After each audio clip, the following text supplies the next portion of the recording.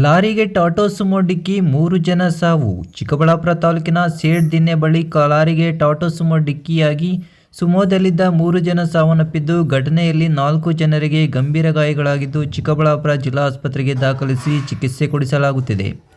ಭಾನುವಾರ ಬೆಳಗ್ಗೆ ಅಪಘಾತ ಸಂಭವಿಸಿದೆ. ಇನ್ನು ಅಪಘಾತದಲ್ಲಿ ಮೃತಪಟ್ಟವರನ್ನು ಕೋಲಾರ ಮೂಲದ ರಾಜಿಯಾ ಶಾಹೀನ್, ಮೆಹಿಮುದುಲ್ ಮೌಲಾನಾ ಶಾಹನ್ ಎಂದು ಗುರುತಿಸಲಾಗಿದೆ. ಮೌಲಾನಾ ಶಾಹನ್ ಬೆಂಗಳೂರಿನ ಖಾಸಗಿ ಆಸ್ಪತ್ರೆಗೆ ಸಾಗಿಸುವ ವೇಳೆ ಮೃತಪಟ್ಟಿರುವುದಾಗಿ ತಿಳಿದುಬಂದಿದೆ.